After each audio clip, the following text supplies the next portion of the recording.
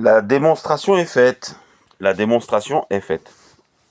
L'objectif de la franc-maçonnerie, l'objectif du roi Salomon a été atteint. La franc-maçonnerie est arrogante, prétentieuse devant l'être qui a enfanté de la terre et du ciel. Vous vous prenez pour des prêtres. Vous avez suivi Salomon dans vos temples. Il y a Yakin et Boaz. Vous avez élevé votre âme avec les rituels d'origine hébreu. Et maintenant, vous avez atteint l'objectif que l'on souhaitait. Vous êtes arrogant et prétentieux devant le Fils de l'homme.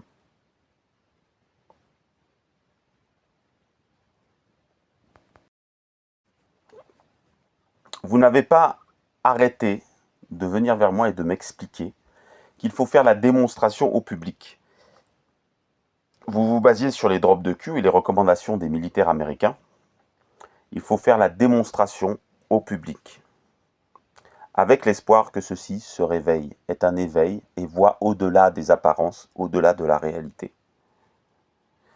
Et là, vous faites la démonstration que les chemtrails existent, qu'effectivement des hommes peuvent prendre la décision, en utilisant des avions, de répandre des produits. Vous faites la démonstration. Très bien. Vous avez oublié une règle élémentaire de l'élévation spirituelle. C'est l'engagement de la volonté par l'âme.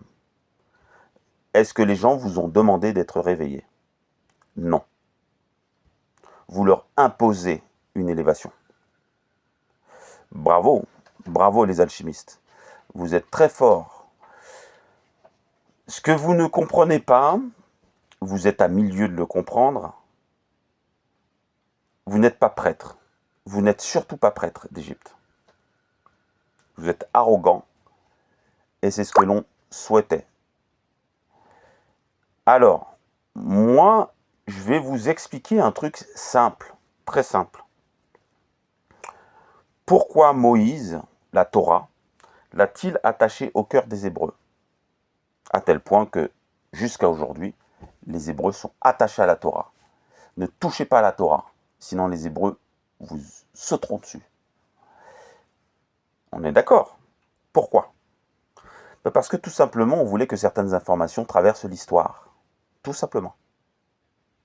On connaît Bélial, on connaît le monde démoniaque, on connaît les mauvais esprits, on sait comment ils interagissent avec l'âme humaine au fur et à mesure de l'histoire.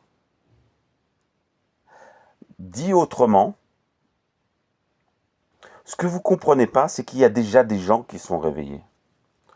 Tous ceux qui lisent la Bible, qui font confiance dans la Bible, les milliers de personnes qui sont religieux, si vous leur donnez l'information des pratiques babyloniennes, ils ne vont pas devenir faux.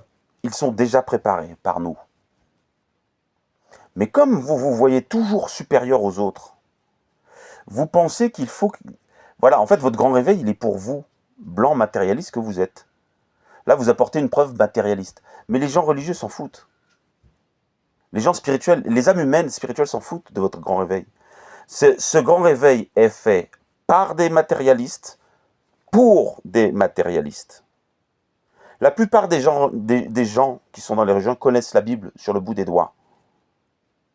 Ils savent qu'il y a des officines obscures. Ils le savent. Ils ne vont pas devenir fous. C'est vous qui allez devenir fous. Parce que vous avez abandonné tout acte spirituel pour faire tourner votre vie autour de la matière. C'est vous qui faites ça. Les gens, ils vont à l'église. Les gens, ils font certaines opérations qui n'ont aucun but parce qu'ils ont foi. Voilà. Ils n'obtiennent rien en retour de matérialistes. Vous avez beaucoup de mal avec ça, les blancs, là. Hein, vous n'arrivez pas à faire des choses, des actions, si vous n'avez pas un retour matérialiste. Ça, vous n'arrivez pas. Donc, vous concevez le monde au travers de vous. Vous voyez les peuples comme des gens, voilà, c'est ça le problème. Il y a beaucoup de gens d'obédience chrétienne, d'obédience islamique, qui ont foi dans les écrits, dans les textes, qui sont remplis de dévotion, contrairement à vous, qui est rempli d'arrogance. Et si vous leur annoncez qu'il y a eu des Babyloniens qui ont pris le pouvoir, qui ont des... Alors en plus, le problème dans tout ça, c'est que vous pervertissez les choses. Parce que vous dites c'est les sataniques, des élites pédo-rituels sataniques. Vous inventez des trucs, mais il faut arrêter avec toutes ces appellations. Ce sont des rituels babyloniens qui existent depuis que Babylone existe. Pourquoi l'Angleterre a tant voulu ramener des artefacts babyloniens? Quand vous allez au British Museum, vous avez que des artefacts babyloniens. Pourquoi le royaume d'Angleterre est-il tant attaché à cette terre? Faut pas être stupide. Pourquoi tenait-il tant? Pourquoi leur cœur est attaché aux artefacts babyloniens? Donc la démonstration, elle est facilement faite, en fait. Les gens la feront eux-mêmes. Les gens connaissent ça. Vous savez, les gens qui lisent la Bible, très souvent, il y a des commentaires sur la Bible, etc. Et très souvent, est cité le British Museum pour parler de l'histoire babylonienne, des artefacts de Nebuchadnezzar, etc., etc., Belshazzar, etc.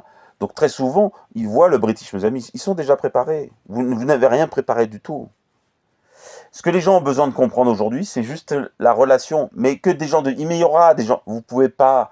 Votre esprit de blanc, vous voyez les âmes humaines comme de la matière, comme des êtres inanimés. Mais c'est pas possible. Ce sont des êtres vivants. Donc vous aurez toujours des gens qui deviendront fous. Vous aurez toujours des gens qui feront la guerre. Vous n'êtes pas dans un laboratoire en train de manipuler des objets. On parle d'âmes vivantes. Les gens font ce qu'ils veulent, ils sont dotés du choix, ils font ce qu'ils veulent. Si une âme a envie d'être soumise par les démons, ils font ce qu'ils veulent. Vous les laissez tranquilles. Si une âme a envie de Babylone, vous la laissez tranquille. Mais vous êtes parti, bille en tête, on va prendre le pouvoir temporel pour le Fils de l'homme, tous vos artefacts, c'est votre vision du monde à vous. Le Fils de l'homme n'a pas besoin de pouvoir temporel. Et une fois qu'on vous a dit ça, alors bien sûr, le problème que ça vous pose, c'est que vous allez devoir bosser plus. Ça vous pose un problème. Alors je m'adresse surtout aux militaires français. Ah ouais, on va pas bosser plus. Ben messieurs, s'il faudra que vous bossiez 80 heures par semaine, vous allez apprendre ce que beaucoup de gens font. Vous allez bosser 80 heures par semaine, à ne plus avoir de vie familiale. Si les circonstances nécessitent 80 heures de boulot par semaine, ben il faudra le faire. S'il faut que vous dormez 2 heures par nuit, ben il faudra le faire. Ah, mais j'ai oublié, vos chefs préfèrent la table. Bizarrement, vos exercices, vous commencez votre carrière à faire des exercices et vous la finissez à table. À fanfaronner au-dessus de vos unités.